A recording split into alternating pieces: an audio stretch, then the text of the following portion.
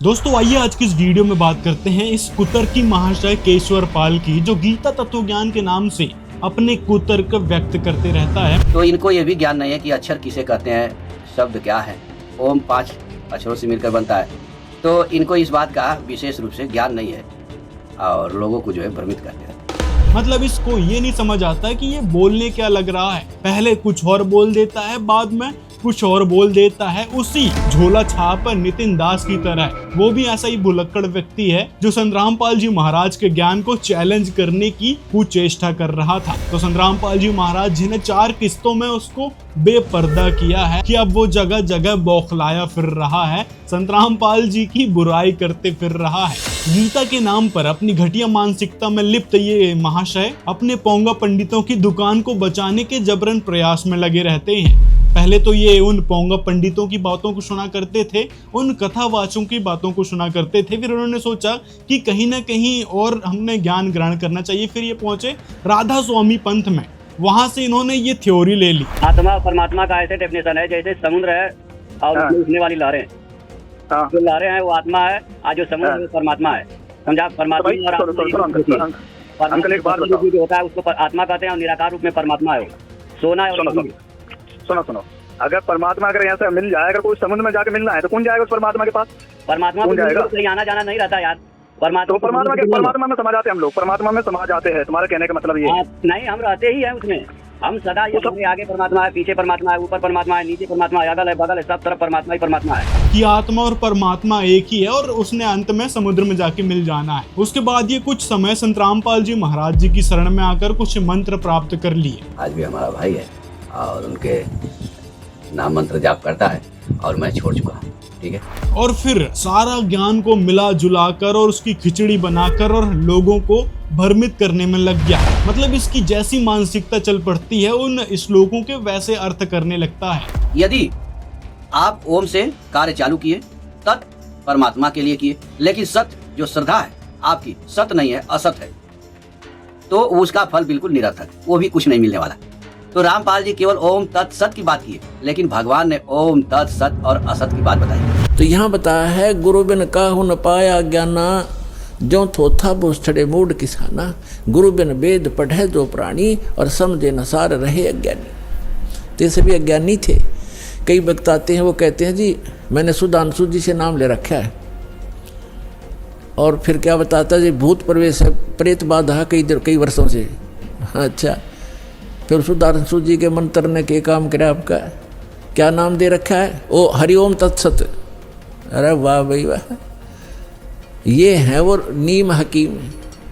कहते वस्तु कहाँ खोजे कहाँ, किस विद लागे हाथ, एक पलक में पाइए भेदी ले ले साथ। अब ये तत् और सत ये सांकेतिक है। ओम तत्सत ओम तत्सत ये नहीं जब करना, हरिओम तो कभी करना ही नहीं साथ लगा करके। ओम की बेइज्जती करते हो आप। आज इस वीडियो में आप समझ जाओगे कि ये कुतर्की महाशय जब संतरामपाल जी महाराज जी के ज्ञान को डिबंक नहीं कर सके, तो अपने उल्टे पुल्टे कुतर्क देकर उन भोले भाले श्रद्धालुओं को, भक्तों को भ्रमित करने की, बरगलाने की कोशिश में लगे रहते हैं। और वो भी गीता के नाम पर। जैसे कि जो धर्म गुरु थे और कथावाचक थे, वो भी गीता के नाम पर कुछ भी बता दिया करते कि देखो जहाँ पर आधावंतम लिखा है उसको राधावंतम बता दिया करते थे।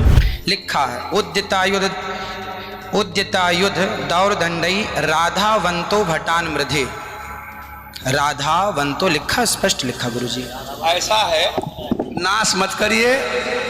आधावंत है, आधावंत में दौड़ते हुए या संधि हो गई है गुरुजी। नहीं, ये गलत बात है। आप जो है तो ऐसे ही ये गीता के तत्वज्ञानी बन बैठे महाशय लोगों को भ्रमित करने की भरपूर कोशिश में लगे रहते हैं। लेकिन संतरामपाल जी महाराज जी के तत्वज्ञान के आगे कोई नहीं टिक सकता। तो ये कुतर्की महाशय कहाँ से टिक पाएंगे? केवल ये अपने मन को सांत्वना देने के लिए कि हाँ भाई जो ये कर रहा था या फिर जिस भी गुरु ने इसको बहकाया था वो सही है, ये अपने आप को सांत्वना देता है कि हाँ उसी मार्ग पे हमने लगे रहना है। संतरामपाल जी का मार्ग यदि स्वीकार कर लिया तो कहीं मोक्ष ना हो जाए हमारा, या फिर जो उसकी वीडियो देखकर इसकी बातों को सच माने बैठे हैं कहीं उनका मोक्ष ना हो जाए। तो इसके कारण ये काल के जाल में फंसाने के लिए भी झूठी और कुतर की बातें करता है। जैसे कि इन्होंने सबसे पहले तो कहा था कि दान धर्म नहीं करना चाहिए, संत रामपाल जी जो दान धर्म लेते हैं ये गलत है। फिर इसने आगे गीता पढ़ते समय खुद ही कह दिया कि देखो हाँ, दान धर्म तो करना चाहिए, यहाँ पर गीता में भगवान भी कह रहे हैं। मुक्ति चाहने वाले मनुष्यों द्वारा फल की इच्छा से रहित होकर अनेक प्रकार की यज्ञ और तप रूप क्रियाएं तथा दान रूप क्रियाएं की जाती है। किस लिए की जाती हैं? मुक्ति चाहने वालों की। तो एक तरफ तो ये एक्सेप्ट करता है कि हाँ, गीता जी में जो बातें लिखी हैं उसी के अनुसार संत रामपाल जी महाराज करवा रहे हैं, लेकिन अपने कुतर्क को आगे रखते हुए और भोली वाली जनता को भ्रमित करने के लिए ये गोल मोल करने लगता है। तो यहाँ से इसकी इस दोगलेपन को समझ सकते हैं कि एक तरफ तो ये कहता है कि संत रामपाल जी महाराज जो बातें कहते हैं वो हमारे शास्त्रों से मेल नहीं खाती, और फिर देखो शास्त्रों से ही मिल गया कि संत रामपाल जी जो बातें बताते हैं वो एक्चुअल में सही है। मतलब दान धर्म करना संत रामपाल जी सदग्रंथों के अनुसार ही बताते हैं, जिससे मोक्ष मिलेगा, लाभ मिलेगा और परमात्मा मिलेगा। अब जैसे आप यहाँ दान करते हो, यहाँ टोटली भक्त आते हैं, चाहे किसी ने नाम नहीं लिया है, वो भी परमात्मा की प्यारी आत्मा है, तभी तो इस दरबार में आया।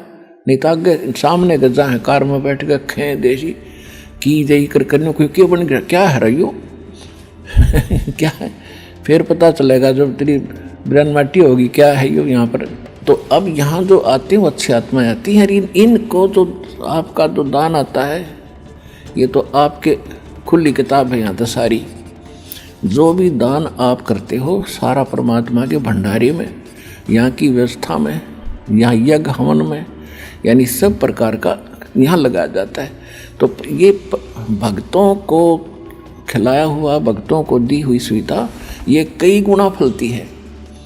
तो कई भक्त पहले के भ्रमित होते हैं कि जी मैं तो घर में पाठ कराऊंगा, क्योंकि उनको वह परंपरा का पता है घर में पाठ कराने से वो न सोचा घना लाभ होगा। नहीं, घना लाभ तो यहाँ होगा, वहाँ तो 4 आदमी खाएंगे 10-20, और यहाँ देख कितने पुण्यात्मा। और फिर पाप आप कहीं कर दियो, चाहे जंगल में छुप के कराइयो, पाप आपके मस्तक में लिखा जाएगा, और धर्म ने कितना कर लो आपके मस्तिष्क में लिखा जाएगा, उसका फल मिलेगा। तो यहाँ किया हुआ फल यूँ ज़्यादा लाभदायक है, इसलिए आप फल रहे हो फटाफट। और एक शास्त्र अनुकूल साधना है, परमात्मा ने फार्मूले बता रखे हैं, इन फार्मूलों को अपना कर आप चलियो, देखना कैसे लाभ ना हो। इसी दान धर्म को लेकर इसने फिर एक वीडियो में कहा था कि ये तो ज्योति लेते हैं, पाठ लेते हैं, दशवांश चढ़ाने को बोलते हैं, दान करने के लिए बोलते हैं, कि कहते हैं कि दशवांश दे दो, ज्योति का पैसा दो और पाठ कराओ। भक्त लोग खूब कराते हैं और समझते हैं कि अब हमारा जो है चमक गया किस्मत और हम सीधा सतलोक जाएंगे। तो आपके मंदिरों में जाकर देख लो क्यों दान करने के लिए बोलते हैं, आपके कथावाचक फीस क्यों लेते हैं वो भी उस पर विचार कर लो। लेकिन नहीं, ये तो उसको अलग ही एंगल से देखते हैं कि नहीं, वो जो करते हैं वो तो अपने ऐशो आराम के लिए करते हैं, या फिर और भी अलग तरीके की इसने थ्योरी बना रखी है उस पर फिट करने की कोशिश करता है। लेकिन संत रामपाल जी महाराज जो अनोखे कार्य करते हैं वो इसको हजम नहीं हो पा रहे हैं, जिसके कारण इस अन्नपूर्णा मुहिम की भी बुराई करते रहता है। मतलब आज समाज में ऐसे भी धूर्त लोग हैं जो अच्छे काम की सराहना की जगह उसकी बुराई करते रहते हैं कि जो अन्नपूर्णा मुहिम संत रामपाल जी चला रहे हैं ये तो दान धर्म लेके चला रहे हैं, तो कहाँ से लेके आएंगे पैसे। आपके गुरुओं को बोलो कि भाई जो आपने चंदा चढ़ावा लिया है, मंदिरों में इतने सारे पैसे इकट्ठे हुए हैं, उसको लगाओ मानव हित में, समाज के हित में। लेकिन नहीं, वो लोग तो अपना जेब भरना जानते हैं और ऐशो आराम की जिंदगी जी रहे हैं। लेकिन संत रामपाल जी जेल में होते हुए भी आज लोगों को सुखी देखना चाहते हैं, जिसके कारण संत रामपाल जी के पास जो भी दान आता है, जो भी भक्त दान करते हैं, दशवांश देते हैं, ज्योति पाठ देते हैं, तो वह सेवा राशि संत रामपाल जी ऐसे अनोखे कार्यों में लगाते हैं, गरीबों की सहायता करने में लगाते हैं। जैसे कि 80 से ज्यादा गांव वाले बाढ़ से प्रभावित थे आज के समय में, बाकी आगे चल के और भी गांव की संख्या बढ़ सकती है, लेकिन अभी 80 गांव तक संत रामपाल जी महाराज जी ने लाखों की राहत सामग्री भेज दी है। मतलब एक गांव में लाखों की राहत सामग्री गई है, किसी गांव में तो करोड़ों में पहुंच गई है। बाढ़ पीड़ित गांवों में राहत सेवा की सूची बहुत लंबी है। हमारे सद्गुरुदेव संत रामपाल जी महाराज का स्पष्ट आदेश है कि हमें लोक दिखावा नहीं करना, बल्कि जमीनी स्तर पर काम करके दिखाना है। यह सूची केवल आपकी जानकारी के लिए है। अब तक 200 से ज्यादा गांवों में सेवा पूरी हो चुकी है। और यह सेवा लगातार जारी रहेगी। मतलब इतनी राहत सामग्री देकर संत रामपाल जी उन गांव वालों की मदद कर रहे हैं और ये सारी बातें इसको सुहा नहीं रही। तो इससे इसकी मानसिकता समझ सकते हैं कि ये किस प्रकार संत रामपाल जी से राग द्वेष रखता है और उसी के कारण ये वीडियोस बनाता है। और हाँ, इसको ज्ञान तो है कि संत रामपाल जी जो भी बातें बताते हैं शास्त्र सम्मत बताते हैं, लेकिन ये अपने मन को शांत होना देने के लिए झूठ पर झूठ बोलता है कि संत रामपाल जी ने यहाँ पर ये लिखा है, एक्चुअल में इसका अर्थ ये होना चाहिए था। यदि तुम्हारे हिसाब से ये अर्थ होना चाहिए था तो संत रामपाल जी का ज्ञान सुनने से पहले क्यों नहीं बता दिया कि इसका अर्थ ये होना चाहिए था, यहाँ पर ये सारी चीजें लिखी है। संत रामपाल जी महाराज के बताने के बाद ही तुमको समझ में क्यों आ रहा है कि यहाँ पर इसका अर्थ ये होना चाहिए था और यहाँ पर ये लिखा हुआ है।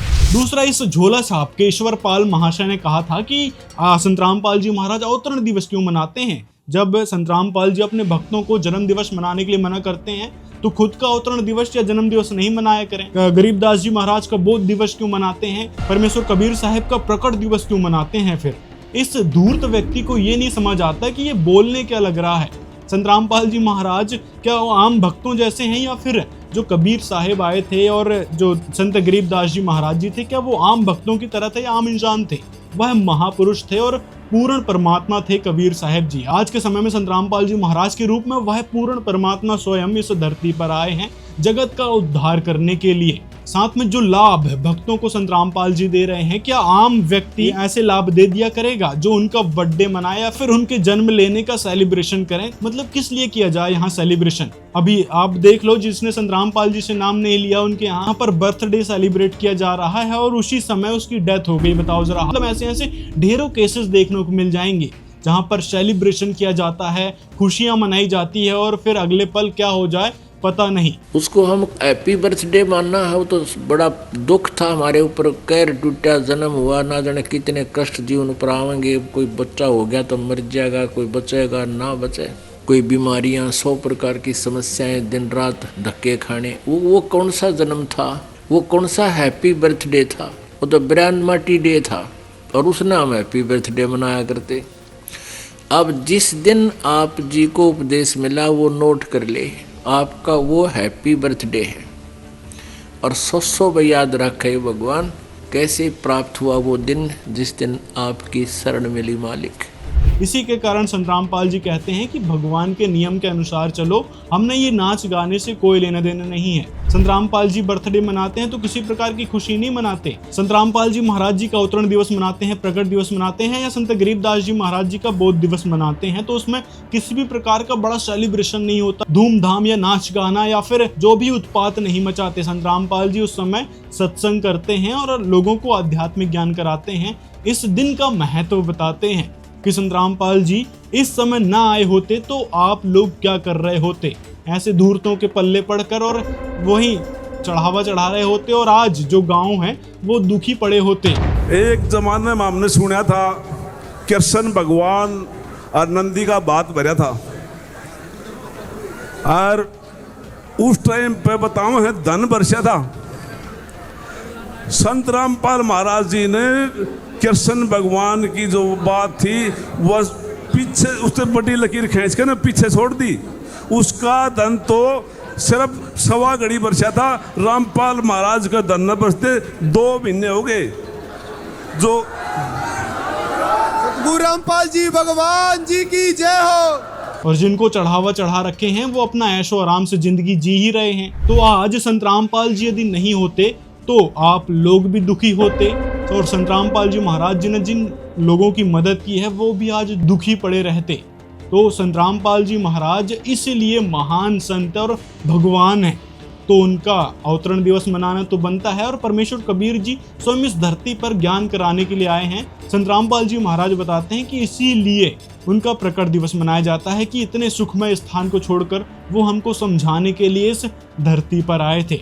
तो ऐसी यादगार के रूप में ये अवतरण दिवस, प्रकट दिवस या फिर बोध दिवस मनाया जाता है। लेकिन ऐसे धूर्तों को सिर्फ और सिर्फ लोगों को बहकाना है, जिसके कारण ये सिर्फ अपनी मतलब की बातें करना जानते हैं। और यदि आप संत रामपाल जी महाराज जी का और आम भक्तों की तुलना ही कर रहे हो तो फिर जन्माष्टमी क्यों नहीं बना लेते आप। और फिर आपने जो है भगवान श्री कृष्ण के ही शरण में आ गए।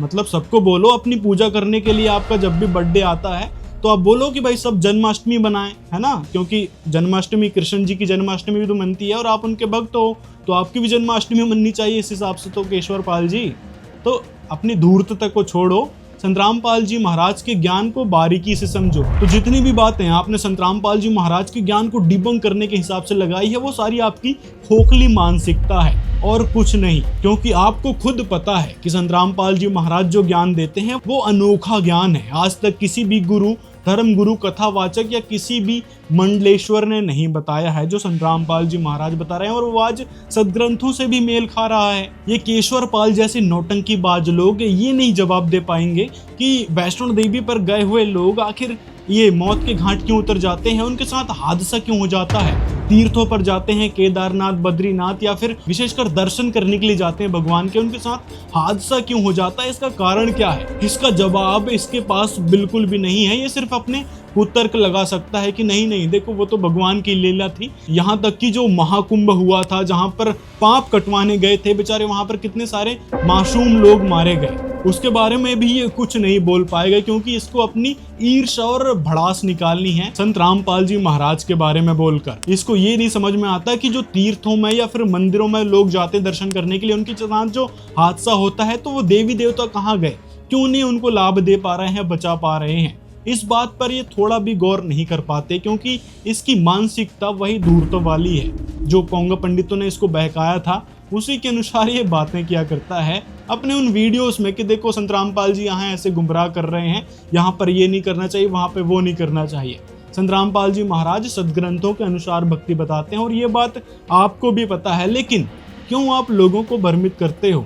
और हाँ, जो दान लेने की बात की है कि पाठ के नाम पर, ज्योति के नाम पर, 10वें अंश के नाम पर, जो संत रामपाल जी महाराज कहते हैं कि दान धर्म करना चाहिए, मतलब संत रामपाल जी किसी से जबर नहीं लेते कि भाई आपने देना ही पड़ेगा। और एक योजना ये भी रामपाल जी करते हैं कि हम सीधे मोक्ष का टिकट दे देंगे। हमारे यहाँ जो आएगा 10वां अंश देगा, ज्योति पाठ जलाएगा, ज्योति जलाएगा, पाठ कराएगा, उसको हम सीधे जो है सतलोक का टिकट थमा देंगे। जैसे आपके पोंगा पंडित और ये धर्मगुरु करते आ रहे हैं कि नहीं आपको देना ही पड़ेगा, इतना दक्षिणा चढ़ा दो, इतना ये कर दो। संत रामपाल जी कहते हैं कि भाई आपने करना चाहिए, दान धर्म करने से ही लाभ मिलता है, इस संसार का, इस काल लोक का नियम है। तो संत रामपाल जी सिर्फ परमात्मा का संविधान बताते हैं और ये सब करना नहीं करना भक्तों के ऊपर निर्भर करता है, और जो करता है उसको लाभ मिलते हैं। लेकिन दूसरी तरफ जो मंदिरों में और जो गुरुओं को लोग चढ़ावा चढ़ाते हैं, उससे क्या लाभ मिल रहा है जरा बताना। इसका इसके पास कोई जवाब नहीं होगा। ना तो उन पैसों का सदुपयोग हो पाता है और ना ही उन पैसों का इनको पता चलता है कि वो कहाँ गए। हमको तो पता चलता है कि हम जो दान धर्म करते हैं या संत रामपाल जी के शिष्य जो दान धर्म करते हैं उसका पैसा कहाँ लग रहा है, लेकिन क्या आपको पता है जो मंदिरों में आपने दान किया वो पैसा कहाँ गया? या फिर जो गुरु को आपने चढ़ावा दिया, पंडितों को 501, 5001, 10,001 रुपए जो दिया, 1101 रुपए जो दिया, वो पैसा गया कहाँ? उसके बारे में इनको दूर दूर तक भनक नहीं रहती और वो पैसा वो हजम कर जाते हैं। यहाँ तक कि जो कथावाचक करोड़ों रुपए लिया करते हैं एक कथा करने मात्र के, लाखों रुपए तो ये प्रदीप मिश्रा लेता है, 31 लाख रुपए नहीं मिला तो उसके कारण इसने ये कथा ही कैंसिल कर डाली। ये लोग लालची तो हैं ही, लेकिन लालच से हटकर इनको लोगों की मदद भी करनी चाहिए, लेकिन ये लोग करते नहीं हैं, इसी से इनका लालच आप लोग समझ सकते हैं। लेकिन ये केशवर पाल जैसे मूर्ख व्यक्ति नहीं समझ पाएंगे, क्योंकि इसको सिर्फ अपनी मूर्खता दर्शानी है। आगे इसने फिर कुतर्क दिया था गीता अध्याय 6 का श्लोक 16 में कि देखो यहाँ पर जो व्रत उपवास के लिए लिखा है वो एक्चुअल में इसके लिए नहीं है, ये तो योग करने वाले योगी के लिए है जो परमात्मा को पाना चाहता है। मतलब इस कुतर्की महाशय को इतना नहीं समझ में आ रहा कि जो योग कौन करेगा परमात्मा को पाने के लिए, योगी करेगा ना योग। तो योग मतलब क्या हुआ? गीता अध्याय 6 के श्लोक 1 से पढ़ते आओ ध्यान से, वहां पर परमात्मा के पाने की विधि बताई गई है कि इस प्रकार से परमात्मा को पाया जा सकता है। तो भगवान से लाभ लेने या परमात्मा को पाने के लिए वो भक्ति विधि बताई गई है, योग बताया गया है, योगी को करने के लिए कहा है। योगी मतलब भक्त और योग मतलब भक्ति। परमात्मा को प्राप्त करने के लिए ही योग कर रहे हैं, मतलब भक्ति कर रहे हैं। ये उस हठ योग को समझ रहा होगा जो ऋषि महर्षि करते आ रहे थे, तो उसको भी भक्ति कहेंगे क्योंकि वो परमात्मा की दीदार करने के लिए कर रहे थे। और ये भी जो उपवास वगैरह करते हैं ये भी परमात्मा से लाभ लेने के लिए कर रहे हैं, मोक्ष प्राप्ति के लिए कर रहे हैं। लेकिन ये तो समझ बैठा है कि जो उपवास करते हैं वो तो मौज मस्ती करने के लिए करते हैं, मतलब भगवान से इसका कोई लेना देना नहीं है। ऐसी मूर्ख बातें केवल ये केशवर पाल जैसे लोग कर सकते हैं। तो ऐसी इसने ढेरों अपने वीडियोस में कुतर्क भरी बातें की है। मतलब हर एक वीडियोस में मैंने देखा कि भाई पहले तो उसको डिबंक कर दिया, लेकिन आगे जब शास्त्रों को पढ़ता है तो संत रामपाल जी महाराज जी की बातें ही सही निकलती हैं। और यदि संत रामपाल जी महाराज गलत बता रहे हैं, शास्त्रों के विरुद्ध बता रहे हैं, तो कहाँ गए आपके वो धर्म गुरु और धर्म के ठेकेदार? सामने क्यों नहीं आते, जवाब क्यों नहीं देते कि संत रामपाल जी आपने यहाँ पर गलत बताया है, ये प्रमाण यहाँ पर फिट नहीं बैठता, यहाँ पर इस चीज के बारे में बोला गया है। आप जैसे धूर्तों को आने की क्या जरूरत पड़ गई? आपके गुरुओं को बोलो कि भाई हाँ बोलो, संत रामपाल जी ऐसा ऐसा बोल रहे हैं, उनको जवाब दो। लेकिन उनकी बोलती बंद है, क्योंकि उनको भी पता है कि संत रामपाल जी से हम कहीं भी सामना नहीं कर सकते। संत रामपाल जी का पूर्णतः ज्ञान शास्त्र प्रमाणित है और हर एक बात संत रामपाल जी ने प्रमाणों के आधार पर बोली है। कोई भी बात मन घड़ंत या फिर सुनी सुनाई नहीं बोली है। तो इससे आप समझ सकते हैं कि संत रामपाल जी महाराज के रूप में स्वयं भगवान अवतरित हो चुके हैं, जो लोगों की मदद कर रहे हैं, सद्भक्ति बता रहे हैं और लाभ भी दे रहे हैं। यदि आप इस कुतर्की महाशय केशवर पाल के बारे में और भी वीडियोस देखना चाहते हैं, कमेंट में बता सकते हैं। और इस वीडियो को ज्यादा से ज्यादा लोगों तक शेयर करें, ताकि इस बेवकूफ के वीडियोस को देखकर जो लोग बहक चुके हैं उनको भी समझ में आए कि वास्तविकता तो ये थी और इस हिसाब से ये महाशय सिर्फ और सिर्फ बुराई करने लग रहे थे। थोड़ी लॉजिकल बातें इस वीडियो में की गई है और प्रमाण भी कुछ कुछ आपको दिखा दिए हैं। मिलते हैं अगले वीडियो में।